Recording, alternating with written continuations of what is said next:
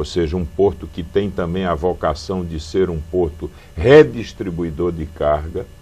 Pernambuco tem tradição no setor industrial, a industrialização do Nordeste começou em Pernambuco. Pernambuco tem, na área universitária, tem centros de excelência. Pernambuco tem um capital humano de qualidade. O que é que nós precisamos? Nós precisamos melhorar a infraestrutura de Pernambuco. Esse é um grande esforço que temos que promover.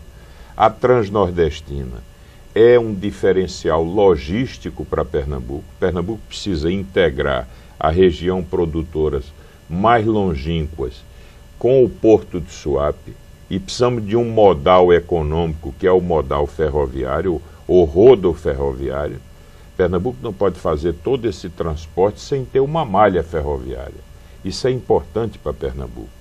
Por outro lado, precisamos melhorar as estradas e muita coisa está em curso.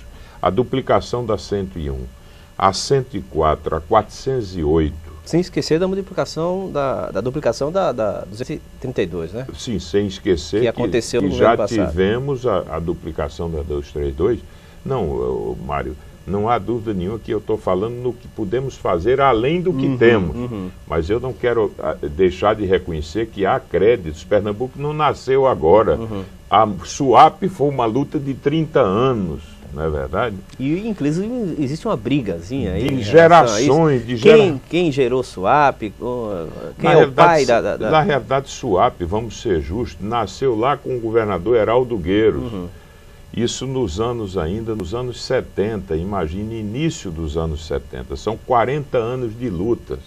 Mas não há dúvida nenhuma que a aceleração do crescimento de Pernambuco se deu nos últimos anos, em função das condições gerais do país, em função de uma parceria exitosa, muito bem sucedida, entre o governo estadual e o governo federal.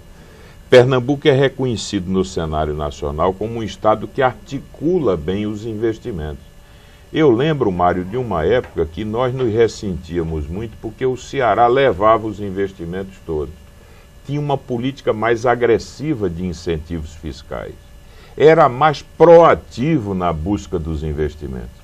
Hoje eu constato com alegria, eu que estou inserido aí na comunidade empresarial do país, que não há um investimento privado que venha para o Nordeste que Pernambuco não esteja na disputa, brigando pelo investimento. E hoje eu diria que Pernambuco está na moda, ou seja, o investidor nacional, quando olha o Nordeste, o mapa do Nordeste, ele olha Pernambuco. E sem deixar de levar em conta que grandes empreendimentos de caráter estruturante, que estão mudando a matriz industrial de Pernambuco, estão acontecendo. Isso vem acontecendo especificamente porque o presidente Lula é pernambucano e está alinhado ao governo Eduardo Campos? Eu acho, Mário, que é um conjunto de circunstâncias. Essa vocação industrial, o Porto de Suape, um governo dinâmico, proativo e que se articula bem com o governo federal. A gente sabe que algumas decisões foram tomadas pelo próprio presidente Lula. E a questão da refinaria foi uma delas. Uma posição que nós temos que reconhecer. Eu, em nenhuma oportunidade que estive com o presidente Lula, ao longo desses 8 anos, em que nós convivemos, 7 anos e meio, eu como presidente da Confederação Nacional da Indústria, nunca, em nenhuma audiência que eu tive com o presidente, ele deixou de me perguntar sobre alguma coisa de Pernambuco. Uma obra, o estágio de uma obra, uma pessoa de Pernambuco.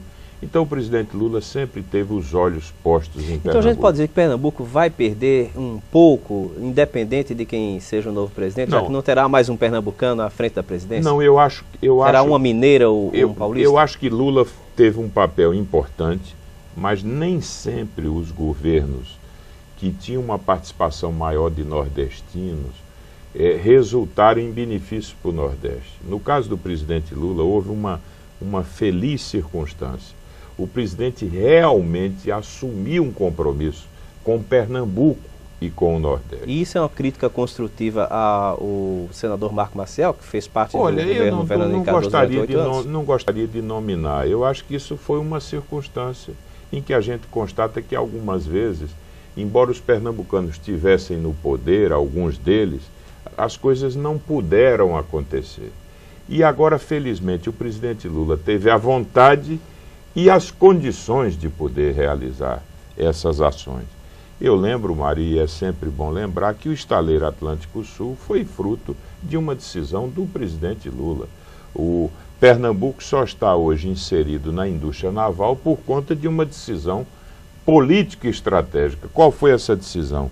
Produzir os navios que a Petrobras iria encomendar no Brasil. E mais do que isso, produzir de maneira desconcentrada. Antes, a indústria naval só estava no Rio de Janeiro.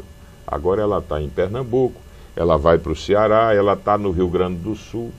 Então, isso se deve, sem nenhuma dúvida, ao presidente Lula.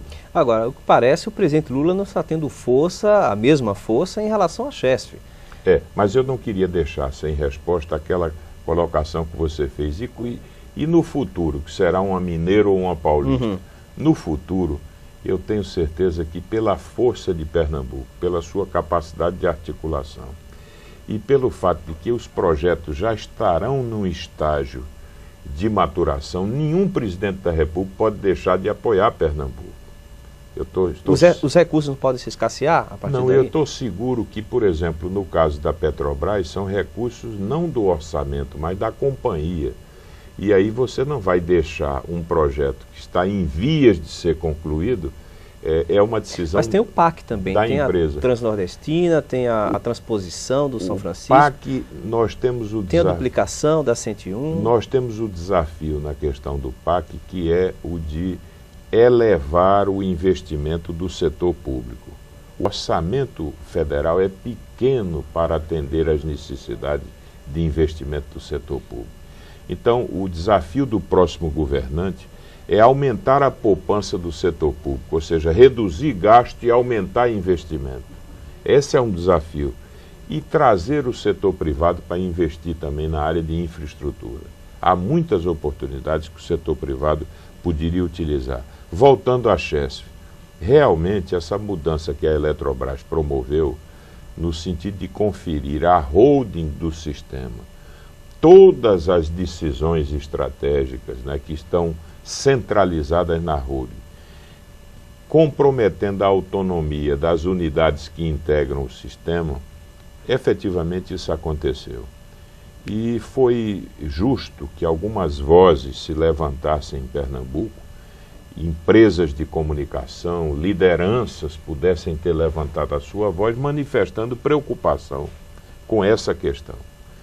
E esse debate não deve estar contaminado por uma visão nostálgica, ou seja, não se trata de querer imaginar que a Chesf tenha que desempenhar hoje o mesmo papel que desempenhou no início do processo de industrialização. Então o senhor defende a autonomia da Eletrobras em relação à Chesf? Não, eu defendo, eu tenho convicção de que a Chesf integra um sistema e que uma empresa como a Eletrobras, a exemplo da Petrobras, ela precisa ser uma empresa que tem uma visão de planejamento integrada.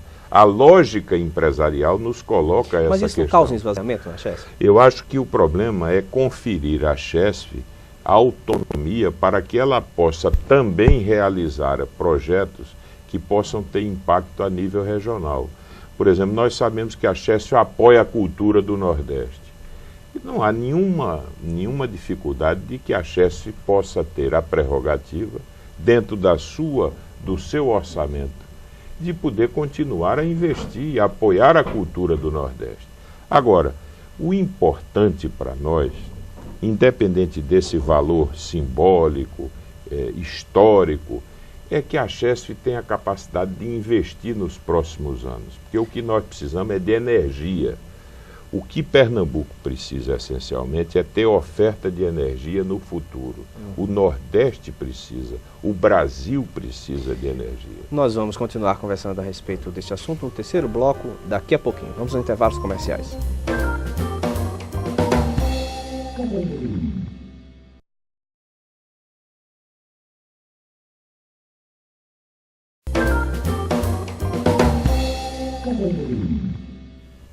Estamos de volta no terceiro e último bloco do programa Em Off de hoje, conversando com o presidente da Confederação Nacional da Indústria e deputado federal pelo PTB pernambucano, Armando Monteiro Neto.